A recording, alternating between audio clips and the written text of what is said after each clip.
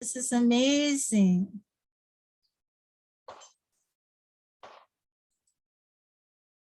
Thank you for your interest in Buddhist women from a very remote part of the world, perhaps the most remote part of the world.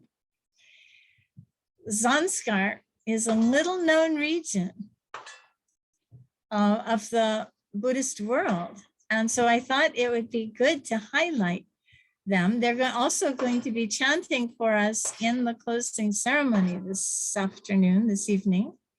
So you'll get to see them in their own locale, which is wonderful. Aloha to everyone. Tashidele, as we say in Tibetan, or in Zangskar, they say Jule, Jule. So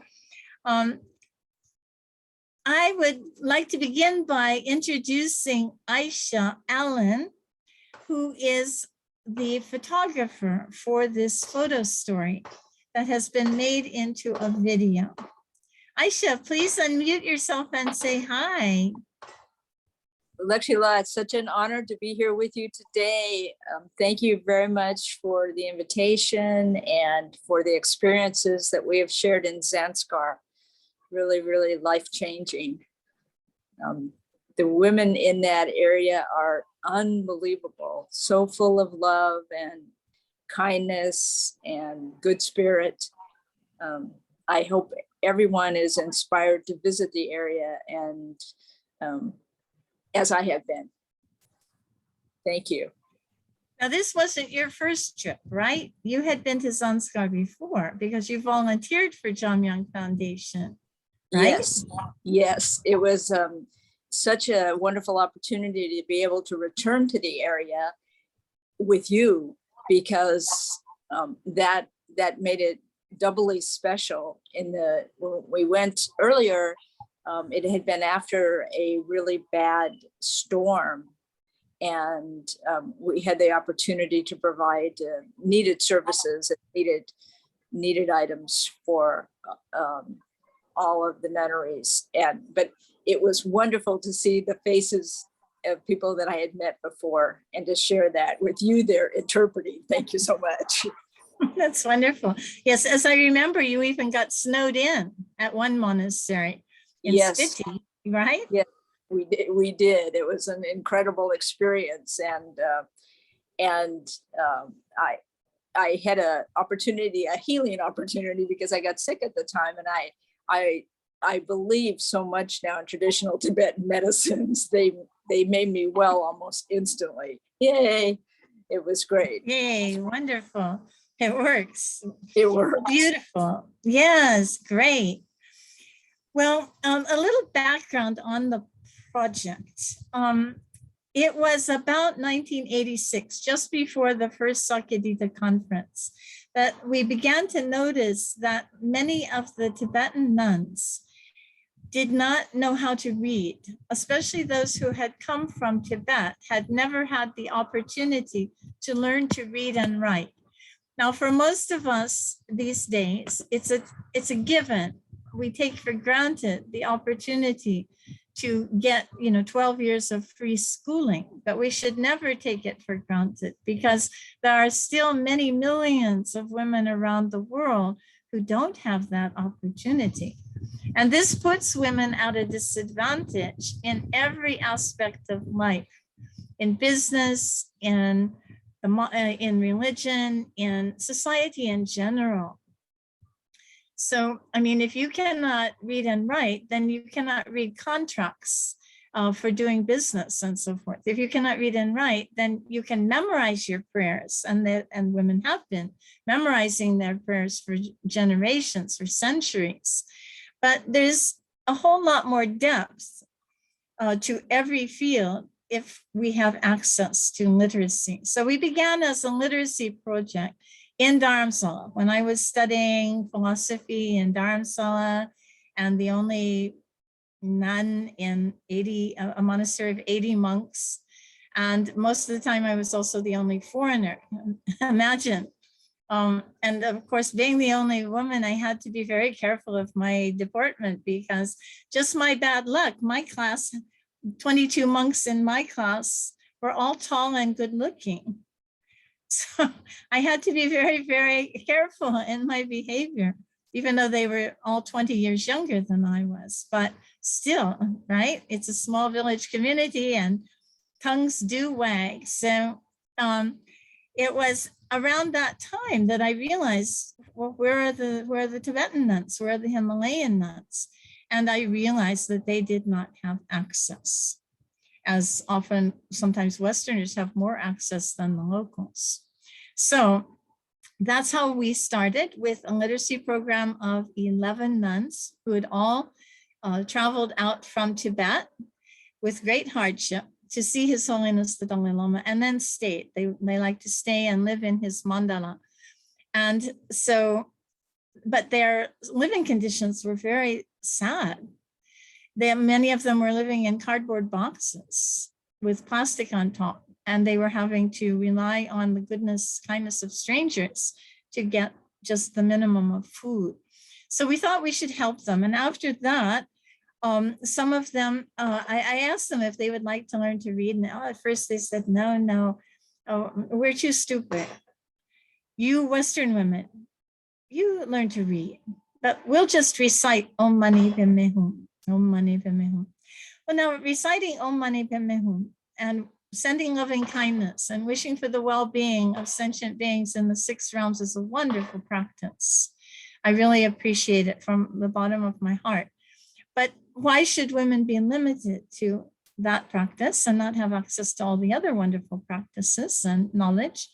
So eventually, after a couple of weeks of banging my head against the wall, I finally came up with an idea. I asked them, if you learn to read and write, you'll be able to understand the teachings of His Holiness Dalai Lama. They went, oh, light bulb. They realized that there was a real advantage, because you see, Buddhist philosophy depends on a whole vocabulary of terms, such as, karma, dharma, samsara, all the basic ones, and then a lot of other terms and concepts that are also very profound. So they understood, and within 2 months, all of them, even the 63-year-old nun, were able to read. And this was quite heartwarming to watch. Then they came and asked if they could learn Tibetan grammar, because just learning to read the syllables isn't enough. To get the meaning, we need to learn the grammar and put the words together, right? So I found a grammar teacher, a young layman, and he began teaching classes in grammar. And then they said that they wanted to learn philosophy. Wow, now that was more difficult, because in those days, women didn't study philosophy. This is 1986, right? So finding a teacher who would agree to teach nuns was next to impossible. So one day, walking in the forest, I was circumambulating the mountain, trying to find anyone who would agree to teach philosophy to nuns. And they were all hesitant for one reason or the other. Mostly, there's kind of a legend about Agutomba and, what's the monk doing in the monastery with the nuns? And so they were all a little bit hesitant to take that role. And so finally, I met a young monk who was a tulku, a reincarnate lama, and I asked him, would you please teach the nuns philosophy? And he looked at me and said, if you'll teach me English, I'll teach the nuns philosophy. And he did. So this was wonderful. And of course, now he's an abbot. He's one of the greatest scholars of the Tibetan tradition, Jado Rinpoche. But at that time, it was really a breakthrough to find a lama who would teach philosophy to nuns. And he did, and they've become very good at it. And as we talked in previous panels, they've even begun to get the Geshe degree, the highest degree in philosophy, which is a total breakthrough for women's history, for Buddhist history. I hope people are watching. So that was the beginnings of Jamyang Foundation. We started very small. I remember the opening ceremony of Jamyang Chiling, our first project. We now have 12 monasteries, but the very first one was in Dharamsala. And when he had the opening ceremony, I remember the nuns were hiding behind trees because they were so shy to see my classmates, all monks, come to perform the opening ceremony, right? The blessing ceremony for this new project. Now they are no longer hiding behind trees. They're debating like champs. So with education comes empowerment, comes confidence. And of course, the tools to learn more. So there's self-sufficiency that comes with literacy and education that we should never take for granted. So I used to go up to these areas almost every summer. In the wintertime, the temperatures dip to sometimes 40 or 50 degrees below zero. And it's not the coldest place in the world, but because of the circumstances, Siberia goes a bit, the temperatures go below, right now it's negative 60 degrees up in Siberia. And I'm not sure if our Siberian sisters are with us because of the disruption of the systems, but in Zangskar, regularly goes to 20 below, but the difference is that they don't have all the indoor heating that you find in Siberia. There's virtually no heating, and in the wintertime, food is at a premium, water is at a premium. So the conditions that they live through, I can only imagine. I only go in the summertime. And very few Westerners have actually stayed through the winter. So after a period of some years, in 2019, Aisha and a Singaporean friend ventured out to visit Zangskar again. And we visited all of the monasteries for women in the area, 9 of them. So this is the story that Aisha documented in photography. And this was a really auspicious occasion because she had just gotten a new iPhone, and I'm not promoting iPhones, but this new iPhone had a special portrait function on it. And she was able to capture some really rare and unusual special photographs of the people in the area. So we'd like to show the video now. And we'll have plenty of time for questions afterwards and discussion too. So please join me. Olivia is going to help play the video for us. And please be thinking of your questions.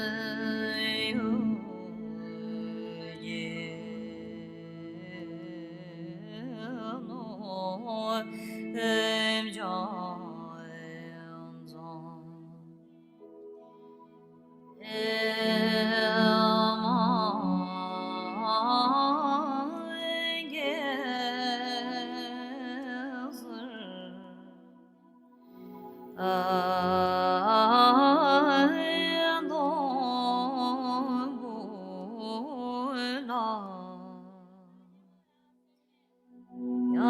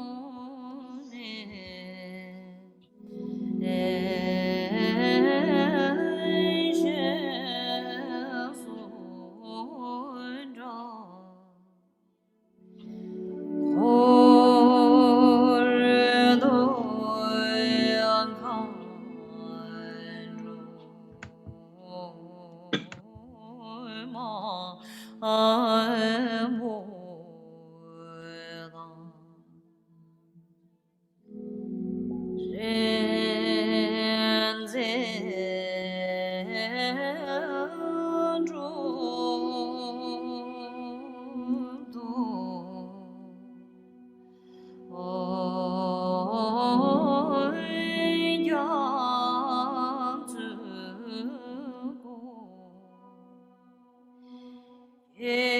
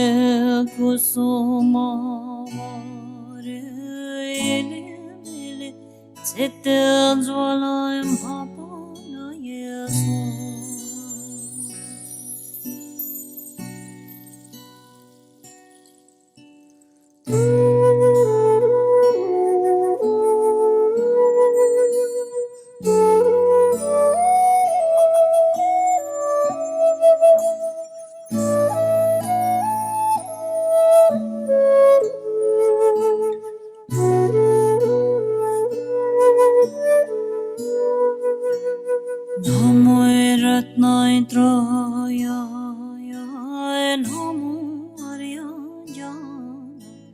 Saga Nirutana Yuhara Jaya Tatha Gataya Arahade Samyak Sambuddhaya Namo Sarvanta Thaingatebhya Arahadebhya Samyak Sambuddhebhya Namo Arya Avalokite Shvaraya Bodhisattvaya Mahaisatvaya Mahakarunikaya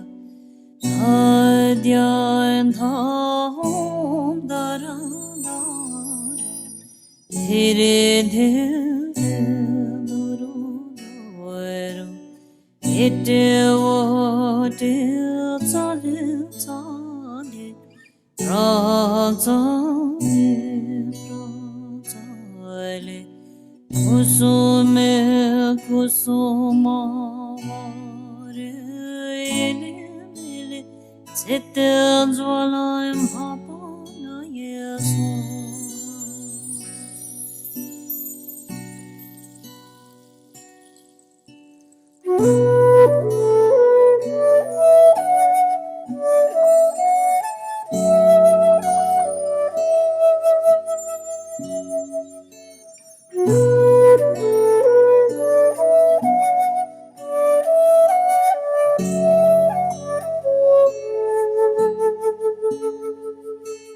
Namo Ratnai Troya Namo Arya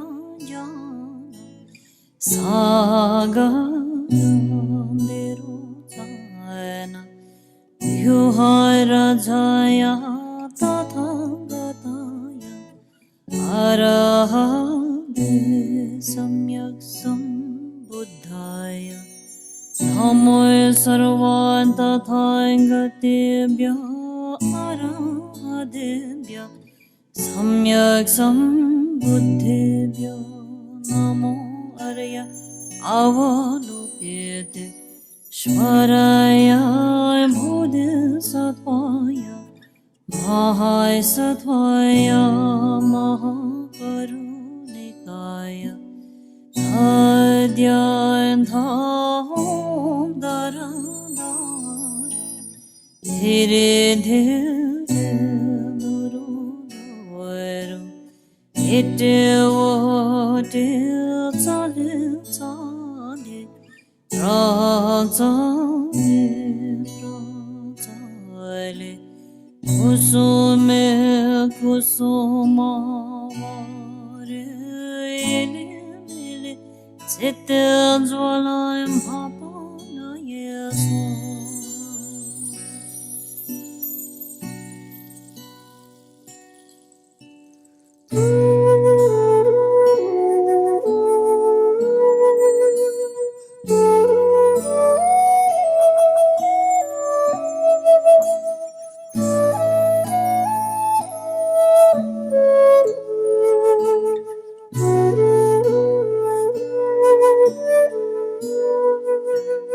Namo Ratnai Troya Namo Arya Saga Nirutana Yuhara Jaya Tatha Gataya Arahade Samyak Sambuddhaya Namo Sarvanta Thaingatebhya Arahadebhya Samyak Sambuddhebhya Namo Arya Avalokite Shvaraya Bodhisattvaya Mahaisatvaya Mahakarunikaya Adhyayantahom Daradara Dhire Dhire Duru Duru Ite Vote Tsale chale rajane rajale kusume kusumavare ele ele setel jwalayam hapana yeso.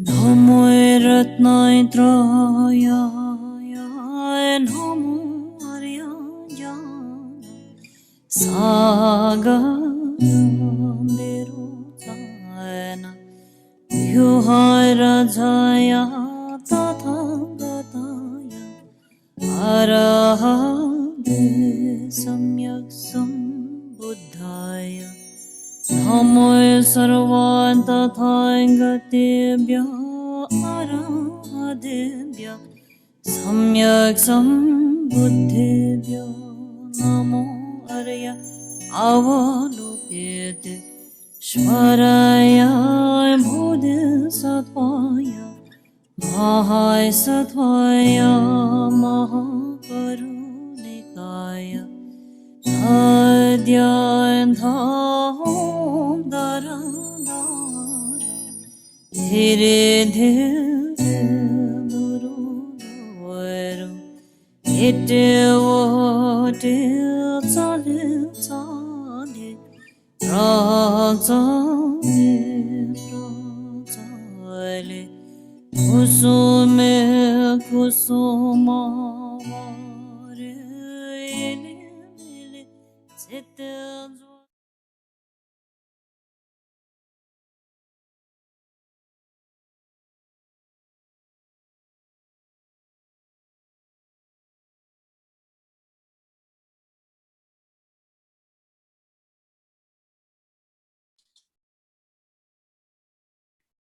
Uh, Thanks to everyone for your beautiful comments and kind support for these beautiful nuns and for the photographs and for the soundtrack of Jane Doma, which you can find on YouTube and her website. And also to the videographers, the editors, Jillian and Meryl Atlas, who unfortunately can't be with us here today. So one person mentioned, Charlotte, our webmaster, mentioned that it's like a meditation. And surely the audio is like a meditation, and the visuals also are a lovely introduction to a culture quite unlike most of our own. So we'd like to offer this opportunity to people to just a casual discussion. Any questions that you may have about the lives of women in this region and how they practice the Dharma, or any questions are most welcome. So you can, I believe, raise your hand and we're happy to hear from you. Oh, I see a question already. Tamagandala, Tashtile. Tashi Delay, thank you for this. It's so inspiring and just really empowering also to hear about the hardships that they live in. At our retreat center, it's very cold in the winter and snows. We get 5 or 8 feet of snow and we think it's so much, but actually what they're enduring is so extraordinary. It's really inspiring to hear. And I just wonder about the literacy, if you could share more about that process. Is it important for them to have women teachers? Is it local teachers teaching them to read? How is that program working? I'm so curious. Right. Okay. Well, that's a really good question. And I think that it is important for women to have women teachers for several reasons. Of course, we cannot teach what we do not know. And there's a history to this, that in many cultures, boys are privileged in terms of education. If a family can only afford to educate one child, they will typically privilege the male child, the boy child. That's one part of it. Another part of it is that the monastic institutions in Tibet and the Himalayan region were exclusively for males, exclusively for men, monks, really. And if a woman wanted to be a nun, she was not forced to, if a woman wanted to be a nun, she was not forced to marry.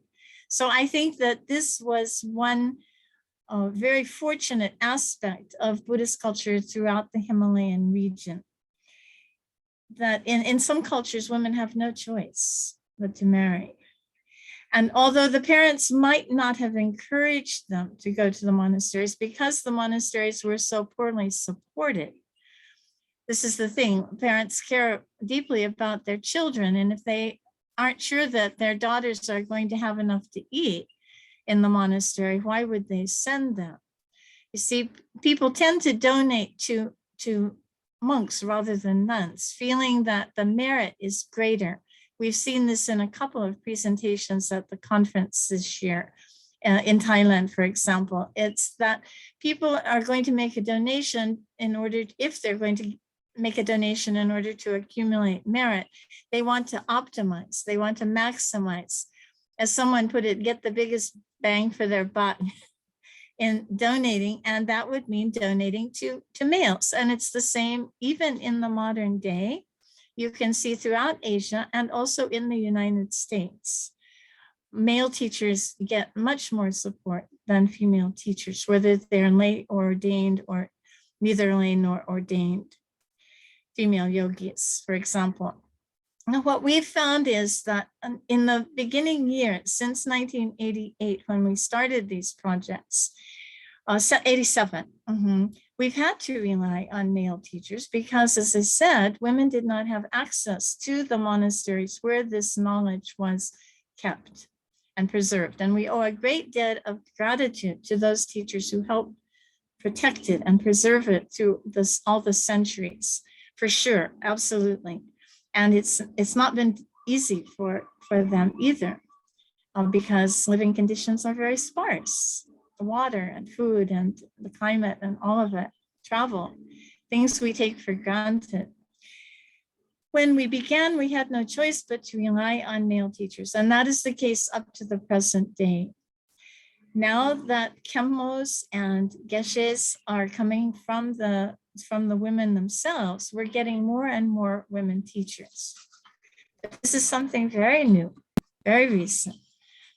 And I'm happy to say there were a couple of cases where I encouraged nuns to go to lay to study, and the nuns in the monastery were not really so happy about it because they want the monastery to flourish and they need the young nuns. They want the young nuns there in the community for many reasons.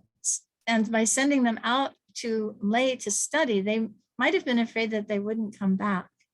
And of course, that's always a risk we take when we send our children out in the world. We never know what they will do. But I'm happy to say that 2 of our monasteries in Zangskar now have nun teachers who graduated from the Buddhist Institute in Leh and now have government positions, very well compensated, I must say. They pay their teachers much more than we can afford to pay. Now, the COVID epidemic has actually had one silver lining in that a lot of these teachers got stuck in Zangskar over the winter.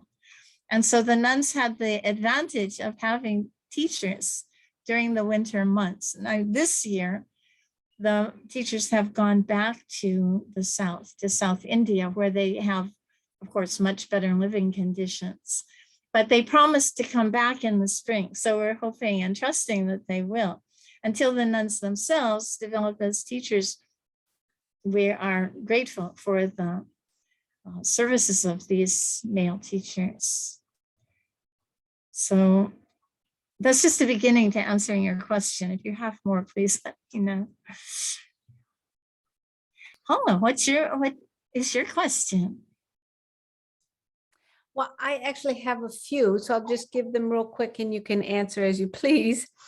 One is you mentioned about COVID situation, the silver lining, but have the nuns been themselves okay because they're so remote? Another question is, if you wanted to go and support them, not just with money, but with your skill set, I wouldn't want to be a burden on them because I may need support to be able to do that. And so maybe that's something we can talk about. And so aside from giving money, what are other ways? Like if you can just get a lay and then support them, you know, not having to go all the way, something like that. And the third one is question is to help other people learn about these women, I mean, just looking at their faces, it's so powerful, empowering, inspiring. And is this material available to show in classrooms? Yes, for sure. We're happy to share the video. In fact, I believe it's up on YouTube already.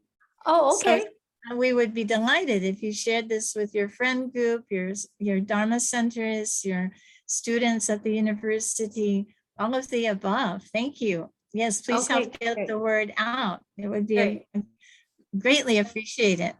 So now your first question, COVID, I'm happy to say the nuns are all right. They're fine. They've been virtually under lockdown for the last 2 years. In India, as you know, the situation has been dreadful. And, you know, just so many, countless people have died. The government figures don't begin to tell the whole story. And of course, in these remote areas, if the virus were to infect even one of the local population, it could wipe out an entire culture. For example, in Spiti, there are only 20,000 people.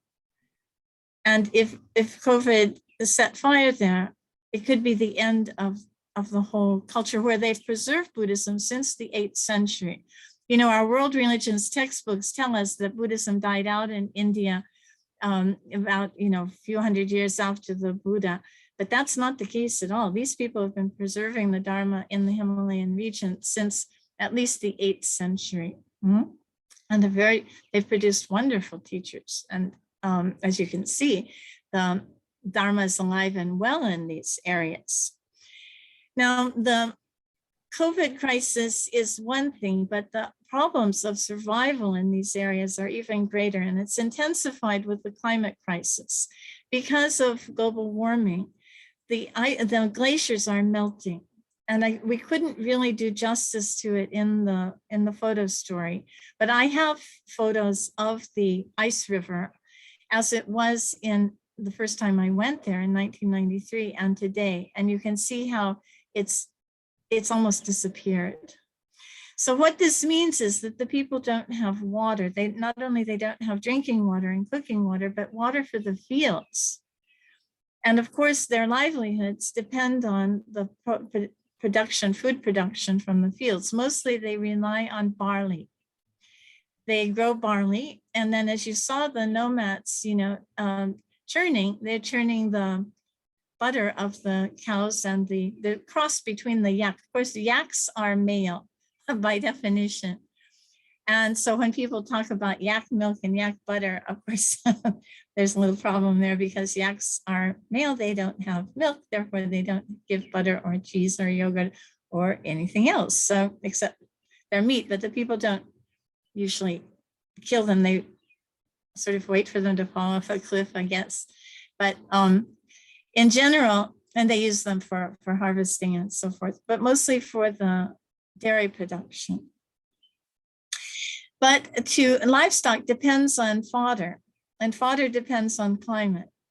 Without water, the scrub brush that they collect will not grow.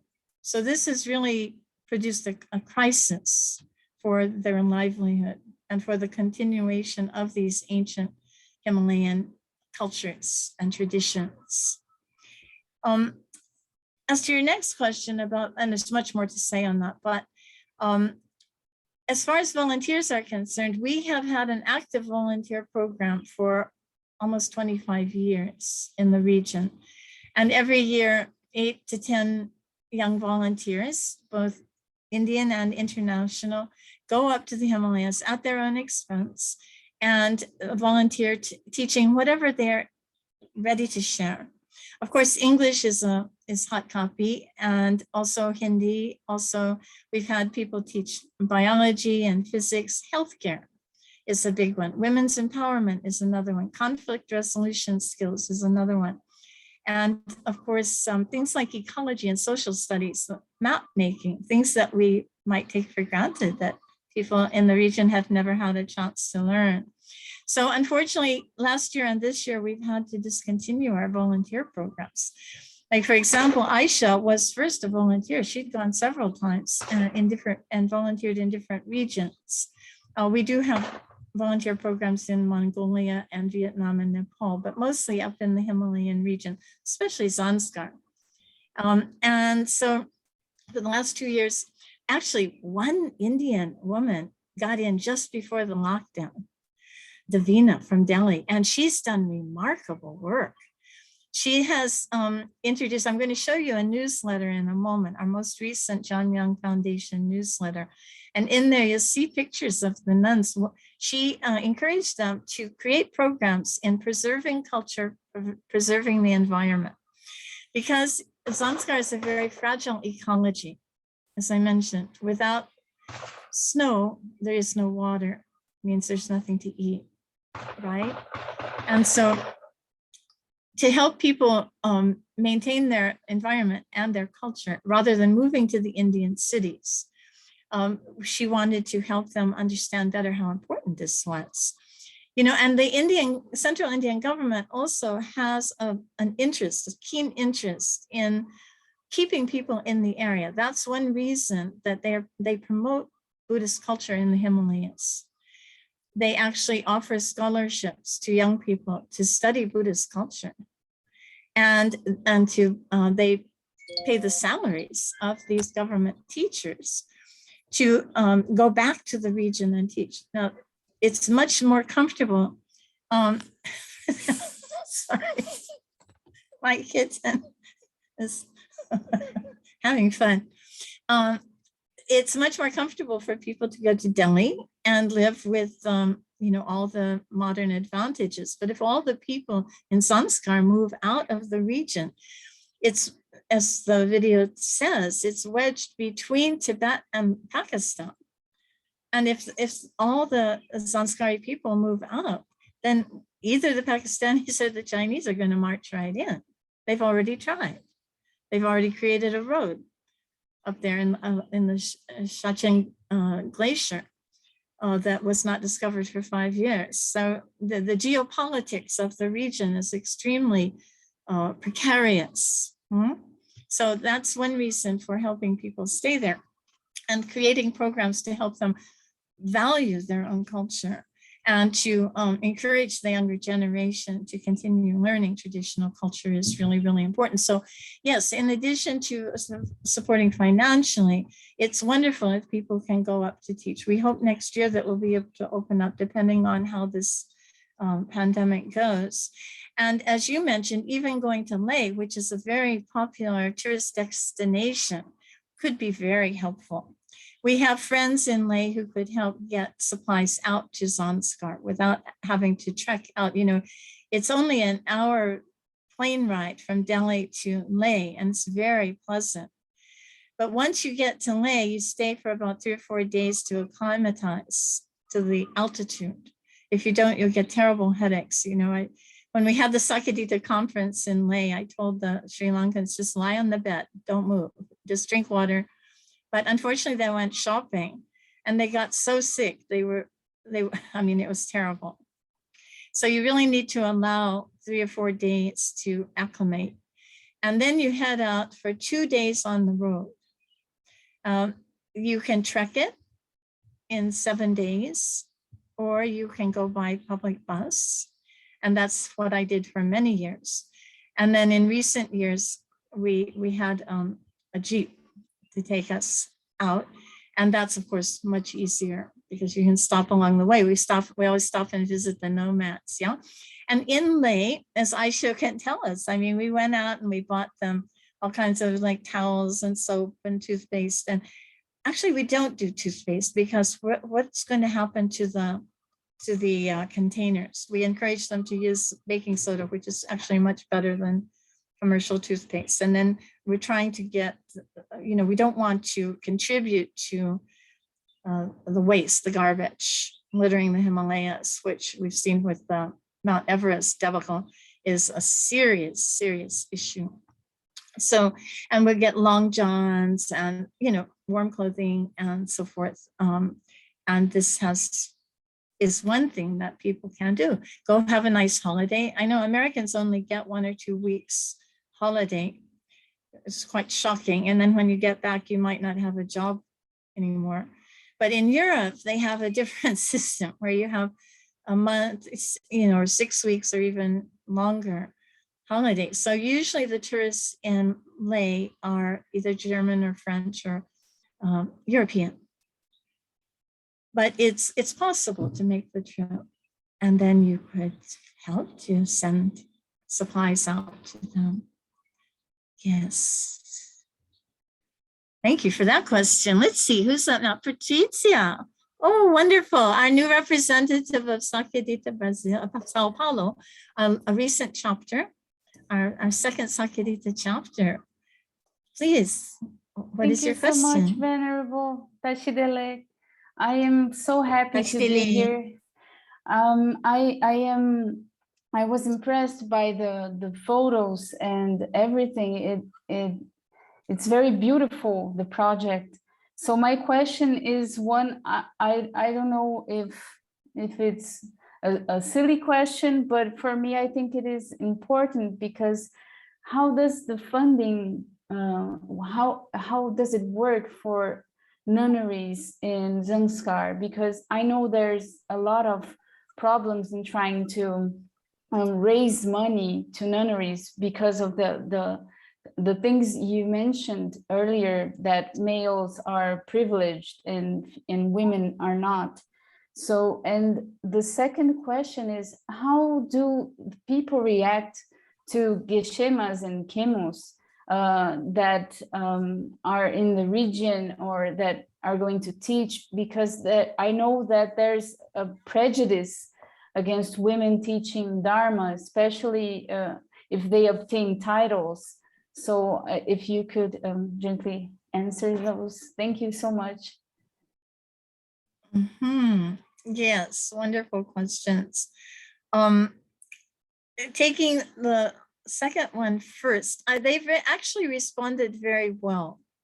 I think that the geshemas now are engaging in different activities. Some are serving as translators, some are learning science, some are going into meditation retreat and intensive practices.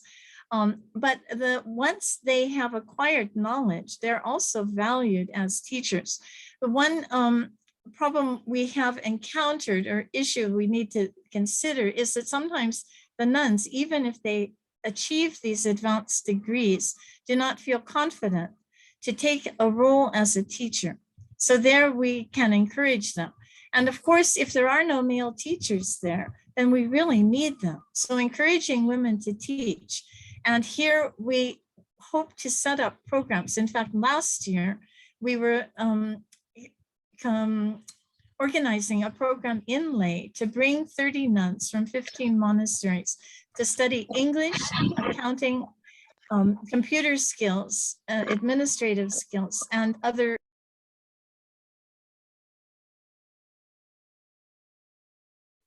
I'm afraid you were muted, Venerable Lexi. Actually, you'll have to unmute. There you go. Sorry. There we go. Someone should have said something. Okay, I'm sorry. So where did I leave off? How did that happen? Okay, anyway, I'll begin again. So in the Himalayas, it's really important to have women teachers. And the only issue that we've encountered is that sometimes the nuns themselves, most of the teachers are nuns or yoginis, and they are often lacking in confidence to take the role as teacher. In the society, it's assumed that teachers are male. And so for a woman to stand up and present herself as a teacher is rather countercultural. And it takes the nuns time to get used to taking the role of teacher. Now, the two who went away and studied at the Buddhist Institute in Leh have somehow developed confidence. They've got bachelor's degrees, and even with 12th grade, they gain a certain level of confidence. One has a bachelor's degree, one has a master's degree, and once they achieve this kind of education, they gain enough confidence to take a role as a teacher. But they do need our encouragement, for sure. And I think they are becoming highly respected. When I show you the newsletter, you'll see that, in fact, they won recognition for their efforts and were invited to Leh to present a program right in the middle of the bazaar. You know, you have a 4-lane sort of mall, and they set up a whole like mini temple for them to present, and they chanted and they debated, and the people were just amazed. They had never seen something like this before, and they were highly impressed. So changes are definitely afoot, and it's getting better and better. We need to continue supporting these kinds of education projects for women of all kinds. We've always included lay women as well, but there's sort of an assumption in the Himalayan region that if a girl is interested in Buddhism, she will want to become a nun. That's the traditional format in this area. And I would say generally throughout the Himalayas. So in Dharamsala now, at our first Jamyang Chuling monastery, there are lay women studying, and they're debating, and they're doing very well. And I hoped for that. And with the encouragement of His Holiness Dalai Lama, we had hoped for this from the beginning, and now it's actually happening last few years. So now please repeat your first question. Of course, thank you. It is, how does the funding work for nunneries? Yes, okay, because the region is very, very poor. It's really a subsistence economy. And they just live on barley flour and the dairy products that they can get from the animals. And so these projects have relied, I mean, of course, the local people will come and offer a few rupees. And the nuns' families will often give them tsampa. Tsampa is roasted barley flour during the harvest. I remember one time I found that the nuns were buying tsampa from the monks. And I said, well, why are you buying tsampa from the monks? And they said, well, they get a lot of donations of tsampa, but we don't get any. And I said, well, have you asked? They said, well, our families help, but I said, well, let's go for alms. So we took our, we went to the village, and sure enough, the people gave tsampa to the nuns. So it just meant that they needed to have the courage to put themselves forward. Sometimes women think they're not worthy of support. They're not worthy of receiving donations. But the local people have come to respect and admire them very much, and they're quite happy to share with the nuns. So by helping them put themselves out there and actually going to, you don't even request, you just stand there, but the people will call you from the houses. They called us, here, come, we want to give you tsampa. So now things have changed, and they will actually bring it to the monastery too. But in large part, for the teachers' salaries and so forth, to make sure that they have enough to eat, we do depend on foreign donations from foreign countries. And some donations come from India, other than in the region, but most of it comes from foreign countries. We have a program, a takes about, these days it's actually about 300. The brochure still says $240, but it's a little bit outdated because of inflation, right? So, but imagine supporting the education of a young woman for $300 a year. I mean, the university where I teach, it's $60,000 a year. So I think that the logic is pretty obvious that supporting women in these circumstances is really valuable, really worthwhile. Now, getting money to India is another question, and I'd be happy to discuss that. But in brief, supporting the education of the 9 monasteries in Zangskar is $40,000 a year. And this is including salaries for the teachers. Now, the teachers that are sent out by the Indian government, their salaries are covered by the Indian government. But for the teachers like the geshes, the monks that we invite, we provide the salaries. So that gives you some idea. And we distribute it every year. And not only to this region, but other regions too. Thank you. Thank you. Next, Tataloka, thank you for joining our program. Hello? Venerable Tataloka. Venerable Can you Lakshila, hear? greetings to everyone. Namo Buddhaya. Namo Buddhaya. Venerable Lakshila, I have 2 questions for you. These are 2 heritage questions. The first, is there a way we can make an initiative to recognize and award local traditional heritage cultures that are living locally and sustainably, as in Zangskar and elsewhere? That is really to recognize and award them. Second, about your heritage, your inheritance. You have been a force of nature for decades. We wish you will last forever, but we know you will not be able to stay in this form with us forever. Most of the great male teachers have heirs. Most of the great male teachers and leaders who will be your heir or your heirs. Can you accept applications from those who would like to give their lives fully, as you have, to train and take up your work? Or have you just spread your inheritance out in the world like scattered stars? That's a beautiful image. I think it's more like scattered stars. I mean, I think all of my projects have been an attempt to empower and give voice to the women themselves. I've never thought in terms of having, I mean, I have lots of students in the etheric, but in terms of training on a day-to-day basis, because we have 12 monasteries, right? And then the school for children in Bangladesh as well. So I cannot stay with them full-time all the time, especially in the winter.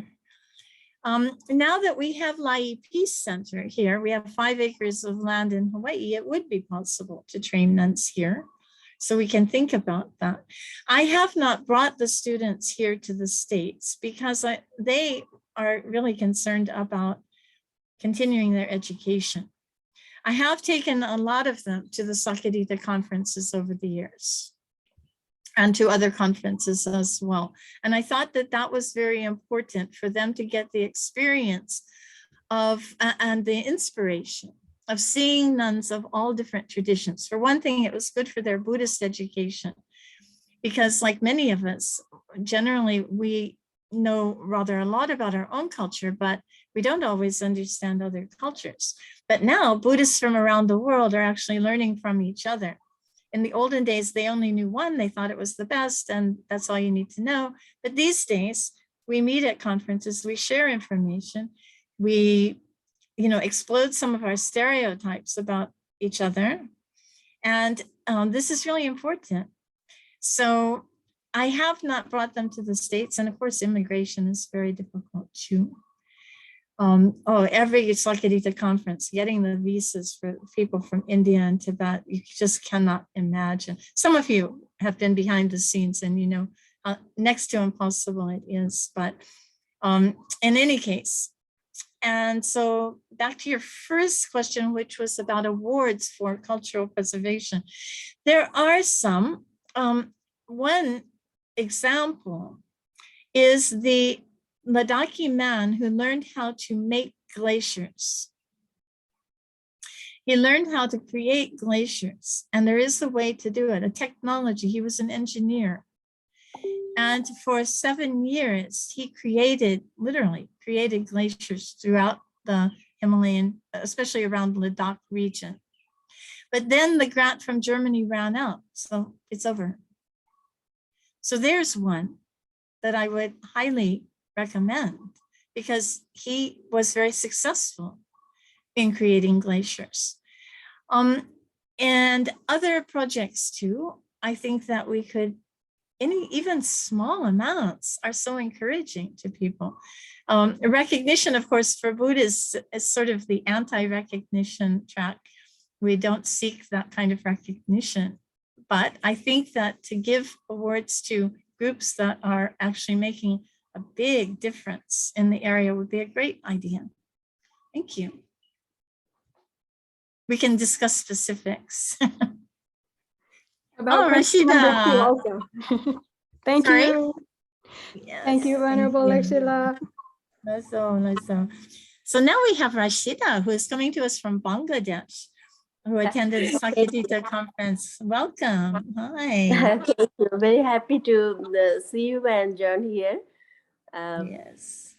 So I have actually 2 questions. While I was watching the film, I felt that it is quite similar with our hilly area like Bandarban, Rangamati, you know. So my question is, you are working with education, and you know, we have some little indigenous group who has their own language, but they have no written alphabet for children or any books for the education. So they need to learn mainstream language, Bengali, then the children get education. Do you encounter these types of problem there while you work? This is my first question. And the second question is culture. You mentioned that people prioritize men education than women. I think this is a power of culture. Also, people conceptualize these things. So when you include women to educate them, my question is how much they are interested and how much they feel they need education, and this will empower them. Thank you. Okay, yes, very good. So now we move to the Chittagong Hill Tracts, which is another area that Jamyang Foundation has been very active. We began 3 schools there, and actually 4, and 3 are still running nicely. We still support 1 entirely, and we do get some help from Buddhist Global Relief for the school lunches for the Marma girls. So for those of you who are not familiar with the Chittagong Hill Tracts, you know that Bangladesh was at one time a Buddhist country. But over the years, then it became mixed Hindu and Buddhist, and now today it's 95% Muslim.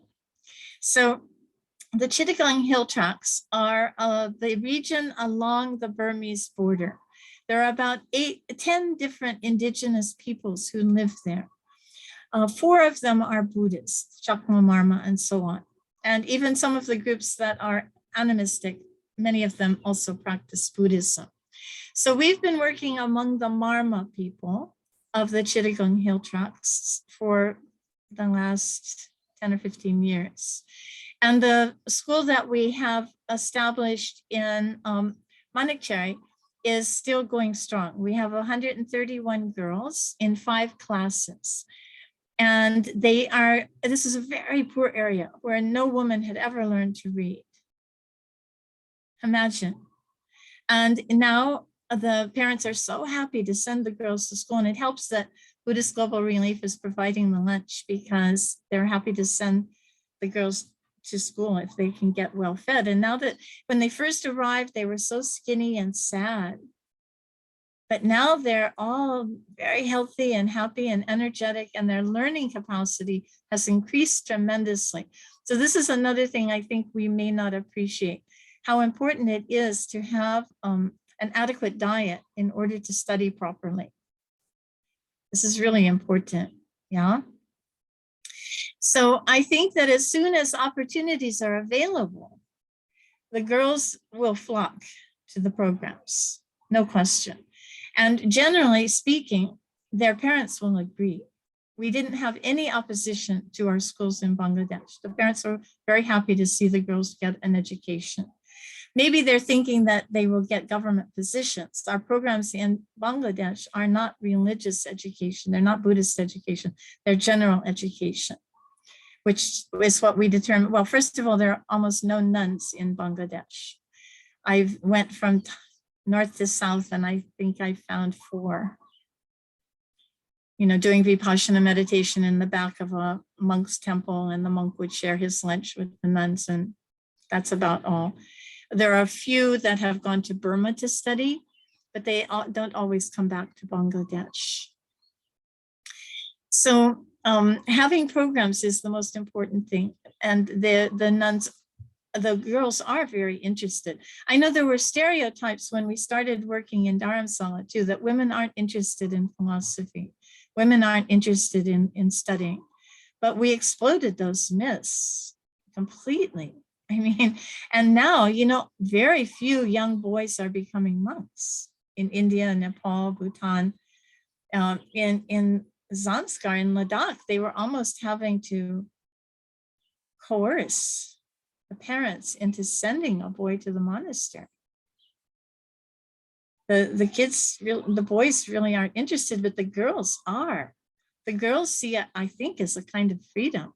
And they also see that the nuns' communities are so happy and harmonious and meaningful. Their whole day is full with about 4 hours a day of prayers.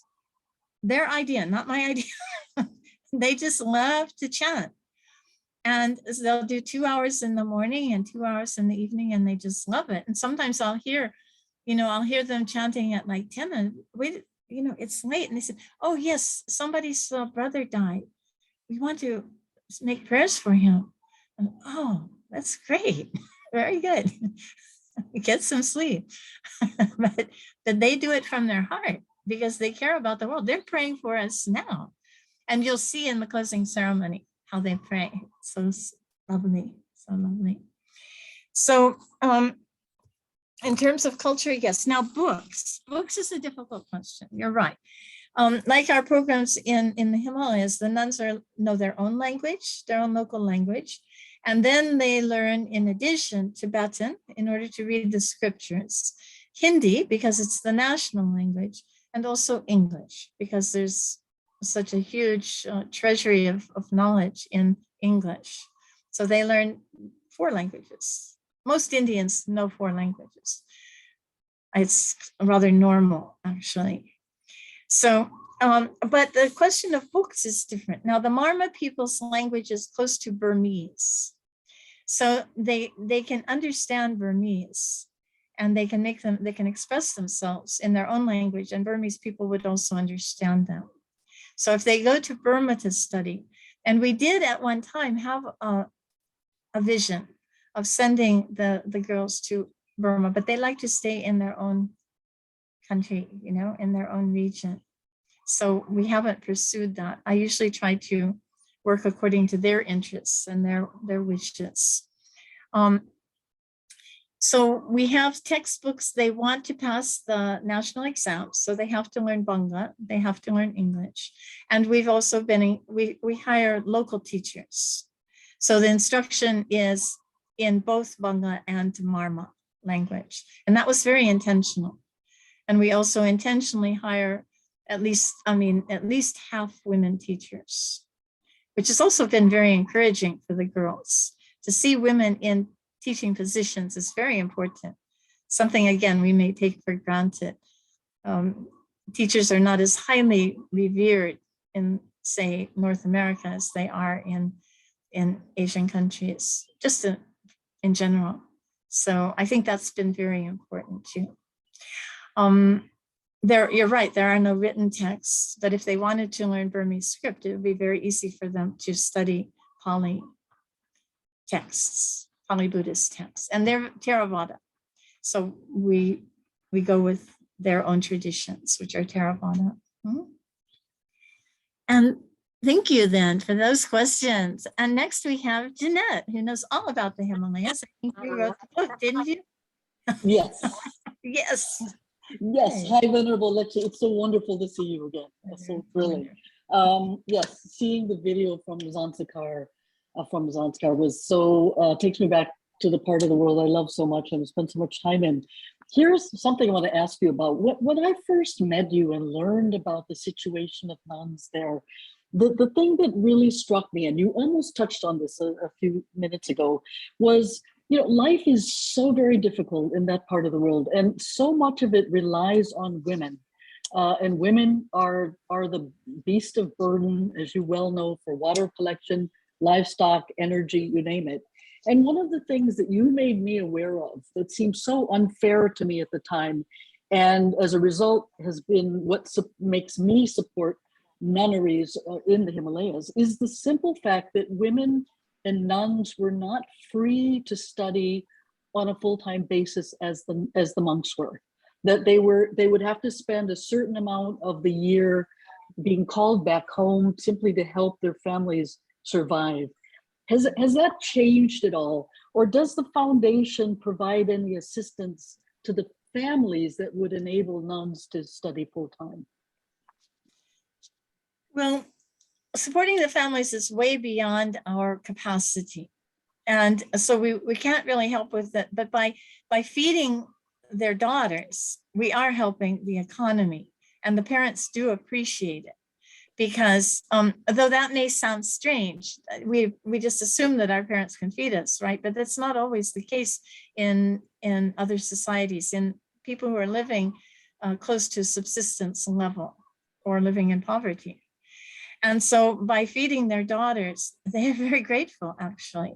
And they used to call them a lot to do household work. And the nuns felt very obligated to help their parents. When I went to the villages in the very beginning, I would call the parents, and especially the mothers, and ask them, are you willing to allow your daughters to become nuns and live in the monastery? And they said, oh yes, it would be great merit.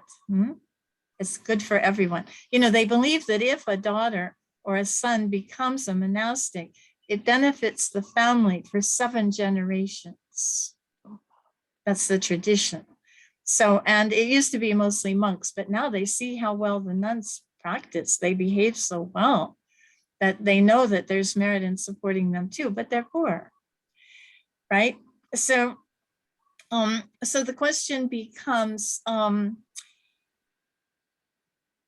think that we cannot take on the whole economy of the whole region. And in fact, the economy of this region is about to change. At the moment, very few people, very few tourists arrive because it is so remote. And, you know, 2 days on bumpy roads. I mean, honestly, you have to see the chiropractor after every trip. But it is on the brink of opening up. The Japanese have constructed a road, which is just a few days. I mean, pretty soon it would open up the whole region to rampant tourism. Now that has certain economic benefits, but it also has a lot of cultural dangers, as you well know. Until now, often the men will go out of the region to get wage earning jobs, either in the Indian cities where they often fall victim to a lot of bad habits, smoking, drinking, and so on, or as travel agents and tour guides and drivers, which have their own risks. I mean, the roads are dangerous there.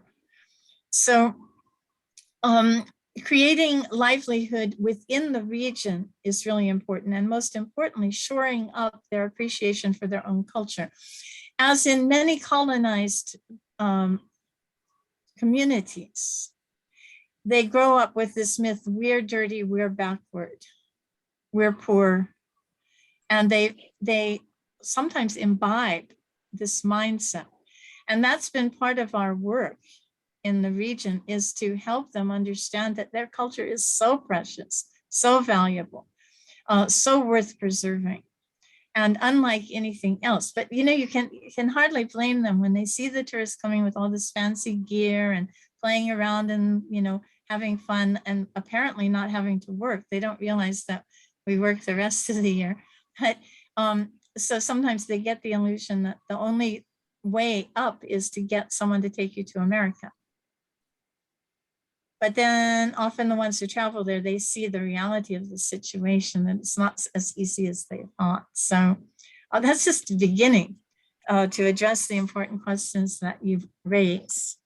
Thank you. Let's go to Sister Upalavanna.